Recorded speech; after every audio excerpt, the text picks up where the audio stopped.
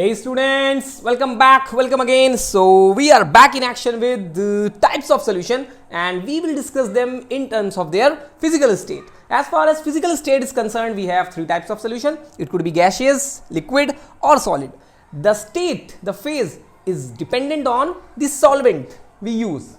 Basically, if you have gas, then it will be gaseous. If liquid, then liquid. If solid, then solid. Now you have to at least memorize one example from all the 9 probabilities, so you can figure out things at your examination. Now the first case, mixture of gas and gas, in which one of the gas is in excess and the other gas is in small fraction. So the only example that rings to my mind is our atmosphere.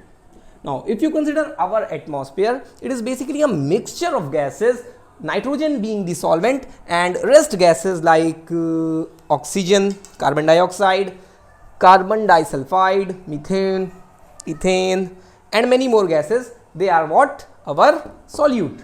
So, our atmosphere is also a solution. Next we have is liquid gas case, and the most important example is chloroform in nitrogen. Nitrogen is a gas and chloroform being liquid. This is very important as far as your syllabus is concerned. And now we don't have chloroform in our syllabus, but if you have seen all the dramas and etc., all the kidnapping movies, you will find it is liquid in state. Next is solid and gas. This one is interesting. A gas in excess with a small amount of solid. Any particular idea? Iodine vapors in air.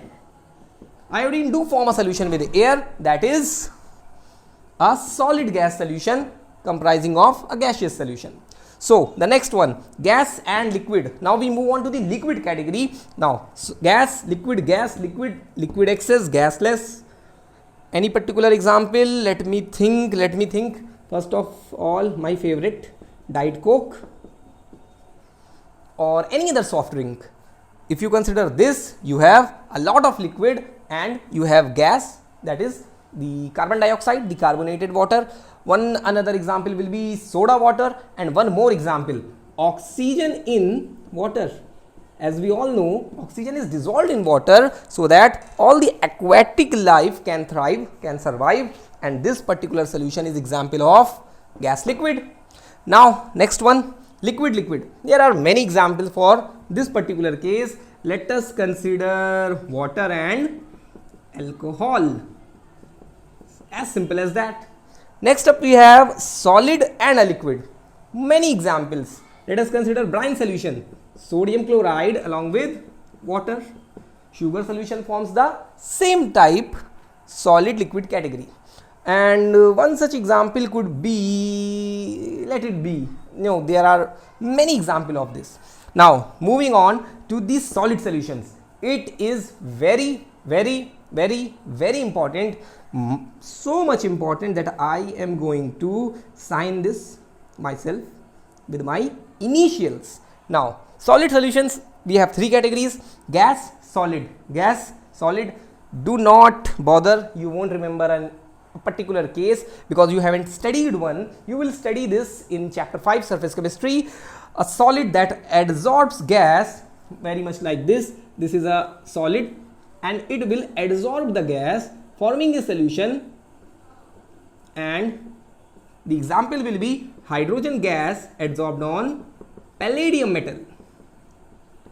It has been frequently asked in many examination, if you have a metal and you adsorb any particular gas on it, what is the process called? And the process is called occlusion. So remember this, the important one, gas and solid form solution and the process is called occlusion, the adsorption of metal on the surface of, the adsorption of a gas on the surface of a metal. Next we have is liquid and solid being in excess and liquid being in a less amount. Let us consider something. What about an amalgam? Another interesting example, solid, liquid, amalgam. Amalgam is basically a solution or you can call it an alloy formed by by any metal with mercury. You can call sodium amalgam, aluminum amalgam. I don't know which one forms amalgam or which one not, but sodium amalgam is an example. There is also a dental amalgam. Dental amalgam is used in, to fill the cavities of the teeth, but not nowadays because mercury being poisonous. In dental amalgam, I think the metals it contains mercury, a bit of tin, and sorry, it contains mercury, tin SN, and the last is Ag, silver. Dental amalgams used ages ago, not nowadays. Finally, moving on to solid, and the examples are alloys. Very important, very relevant. Alloys, some of the writer, do not find them in the homogeneous category. However, NCERT says they are in homogeneous, therefore forming a solution. So we will consider NCERT as our reference book. So we will not discuss the other variations of it being heterogeneous. Now, if you consider alloys, they were, a time when they were in syllabus, but now metallurgy is not in syllabus. So if you are looking to crack board exams, you need not to listen up, and if you are looking for the competitive approach, listen carefully. There are few alloys I want to discuss. First of all is brass, then we have bronze, then we have this sterling silver. It has been, trending nowadays, sterling silver, and one more is stainless steel. These are the most common alloys used by mankind. Now, brass contains copper zinc, and bronze contain copper tin, sterling silver AgCu, and the last is stainless steel. It contains a bit of carbon, chromium in iron. So these are the basic alloys you need to know, you need to remember if you have any competitive approach. Otherwise forget them, it doesn't matter. Just remember, a solid solution will be an alloy. Now, there is one particular term that has been asked, not asked, but you will find written somewhere in the theory, in the numericals. These terms are saturated solution and unsaturated solution. What does this means? What is a saturated solution and what is an unsaturated solution? So look closely. If I have 100 ml water, so the general knowledge says we can dissolve 36 gram NaCl in it. 100 ml can absorb 36 gram NaCl. 36 gram NaCl can be dissolved in it easily. So 36 gram, 100 ml NaCl. Now the next gram, the 37th gram will not be dissolved and it will be precipitated.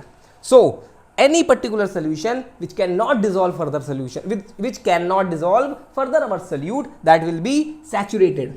So this particular solution is saturated. 36 gram NaCl, 100 ml H2O. It is saturated, no further NaCl can be dissolved in it. And unsaturated means the solution we are talking about can dissolve solute. If there is tendency to dissolve solute, then it is unsaturated.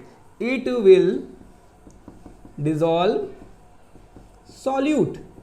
So if you have a 35 gram NaCl, then it will dissolve, 35 gram NaCl along with 100 ml water, this will form unsaturated solution. But if it reaches to its limit, that is 36 gram, then it is saturated.